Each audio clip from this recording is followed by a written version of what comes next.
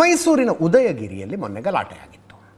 ಯಾರೋ ಸುರೇಶ ಅನ್ನುವಂಥವ್ನು 8ನೇ ತಾರೀಕು ಡೆಲ್ಲಿ ವಿಧಾನಸಭಾ ಎಲೆಕ್ಷನ್ನಿನ ರಿಸಲ್ಟ್ ಬಂತಲ್ಲ, ಆ ರಿಸಲ್ಟಲ್ಲಿ BJP ಗೆದ್ದಿತ್ತು, ಕಾಂಗ್ರೆಸ್ಸು, ಆಮ್ ಆದ್ಮಿ ಪಕ್ಷ ಮತ್ತು ಮಿತ್ರ ಪಕ್ಷಗಳೆಲ್ಲ ಸೋತಿದ್ವು. ಅದನ್ನು ತಮಾಷೆ ಮಾಡಿ ಆತ ಒಂದು ಫೋಟೋ ಮಾಡಿದ್ನಂತೆ. ನಾನು ಮಾಡಿದ್ದಲ್ಲ ಅಂತ ನಾವು ಇರಲಿ, ಅದೊಂದು ತನಿಖೆ ನಡೀತಾ ಇದೆ, ಅದರ ಪಾಡಿಗದು.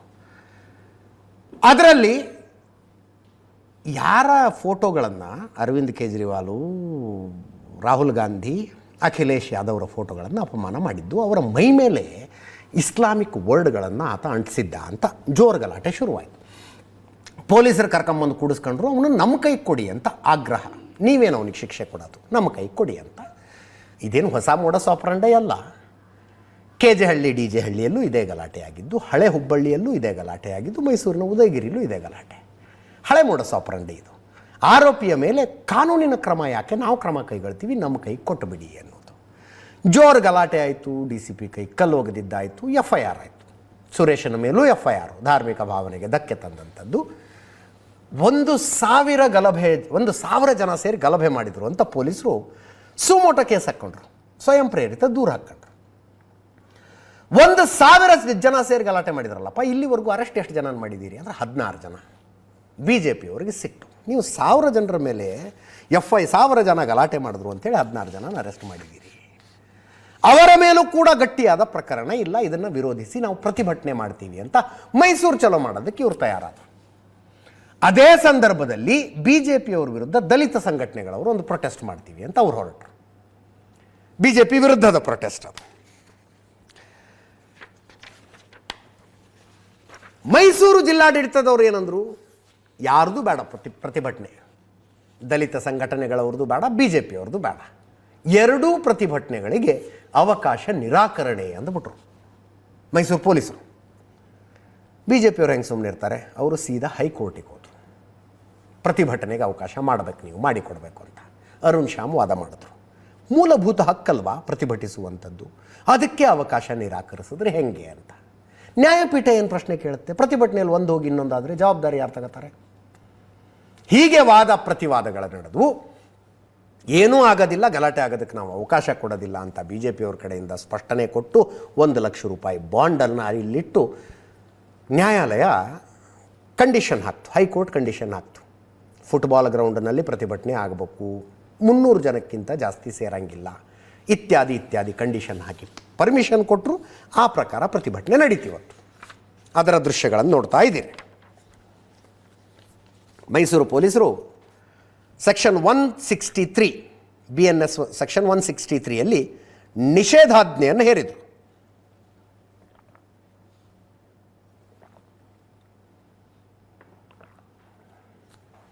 ಪ್ರತಿಭಟನೆಯ ದೃಶ್ಯಗಳನ್ನು ನೋಡ್ತಾ ಇದ್ದೀರಿ. ಈ ಸಂದರ್ಭದಲ್ಲಿ ಅಶೋಕ್ ಮಾತಾಡಿದ್ರು.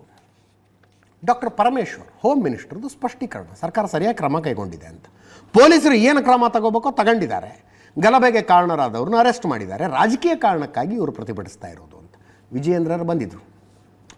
ವಿಜಯೇಂದ್ರ ಪ್ರತಾಪ್ ಸಿಂಹ ಭೇಟಿಯದೇ ಒಂದು ಪ್ರತ್ಯೇಕ ಇದೆ, ಅದು ಆಮೇಲೆ ಹೇಳ್ತೀನಿ ನಾನು. ಸರ್ಕಾರ ಹೋಮ್ ಮಿನಿಸ್ಟ್ರಿ ಅವತ್ತು ಸತ್ತೋಗಿತ್ತ ಅಂತ ವಿಜಯೇಂದ್ರರ ಪ್ರಶ್ನೆ.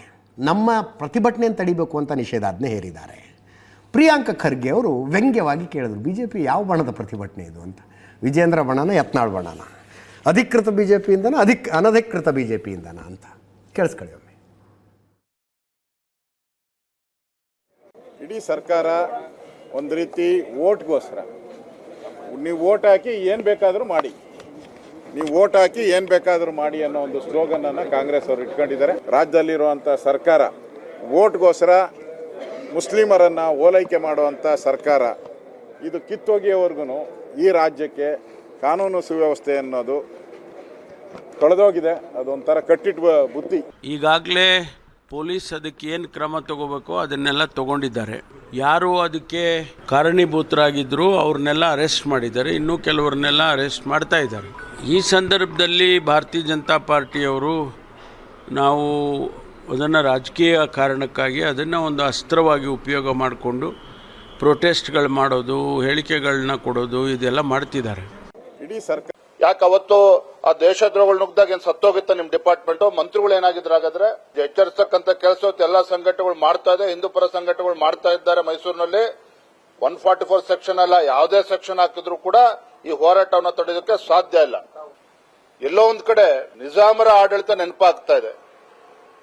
ಏನೋ ರಜಾಕೆಗಳ ಅಟ್ಟಹಾಸದಿಂದ ಮೆರೀತಾ ಇದ್ರು, ಆ ದಿನಗಳು ಇವತ್ತು ಮರುಕಳಿಸ್ತಾ ಇದೆಯೇನೋ ಅನ್ನುವ ಭಾವನೆ ಹಿಂದೂ ಕಾರ್ಯಕರ್ತರಲ್ಲಿ, ಸಮಾಜದಲ್ಲಿ ಮೂಡ್ತಾ ಇರತಕ್ಕಂಥದ್ದು ಸತ್ಯ. ಸಮಾಜದಲ್ಲಿ ಜಾಗೃತಿ ಮೂಡಿಸಿ ನಮ್ಮ ಸಮಾಜದ, ಹಿಂದೂ ಸಮಾಜದ ರಕ್ಷಣೆ ಅನಿವಾರ್ಯವಾಗಿ ಇವತ್ತು ಹಿಂದೂ ಸಂಘಟನೆಗಳು ಇಳಬೇಕಾಗಿರ್ತಕ್ಕಂಥದ್ದು ಅನಿವಾರ್ಯ. ಯಾವ ಬಣ ಬಿಜೆಪಿದವ್ರು ಪ್ರೊಟೆಸ್ಟ್ ಮಾಡ್ತಾ ಇರೋದು ಅದೇ ಹೇಳಿ ಫಸ್ಟ್. ಬಿಜೆಪಿ ಯಾವ ಬಣ ಪ್ರೊಟೆಸ್ಟ್ ಮಾಡ್ತಾ ಇರೋದ್ರಿ ಅದು ನನ್ಗೆ ಕ್ಲಾರಿಟಿ ಕೊಡಿ. ಅದು ಅಧಿಕೃತ ಬಿಜೆಪಿನ ಅನಧಿಕೃತ ಬಿಜೆಪಿನ ಗೊತ್ತಾದ್ರೆ ಅದ್ರ ತಕ್ಕಂಗೆ ಸೆಕ್ಷನ್ ಹಾಕಿರ್ಬೋದು. ಆಮೇಲೆ ಬಿಜೆಪಿಯವರು ಬಹಳ ಸ್ಪಷ್ಟವಾಗಿ ಹೇಳಿಕ್ಕೆ ನಾನು ಬಯಸ್ತಾ ಇದ್ದೀನಿ, ಅಲ್ಲಿ ಹೋಗ್ತಾ ಇರೋದೇನಕ್ಕೆ, ಅಲ್ಲಿ ಈಗ ಎಲ್ಲ ಆದಮೇಲೆ ಹೋಗ್ತಾ ಇರೋದೇನಕ್ಕೆ? ಈಗ ಈ ಕರ್ನಾಟಕದಲ್ಲಿ ಕಾನೂನು ಸುವ್ಯವಸ್ಥೆ ಹಾಳು ಮಾಡಬೇಕಂತ ದುರುದ್ದೇಶದಿಂದನೇ ಇವರೆಲ್ಲ ಮಾಡ್ತಾ ಇರೋದು.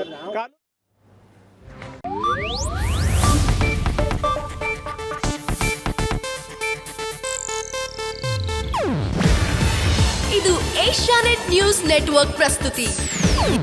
ನೀವು ನೋಡ್ತಿದ್ದೀರಾ ಏಷ್ಯಾನೆಟ್ ಸುವರ್ಣ ನ್ಯೂಸ್.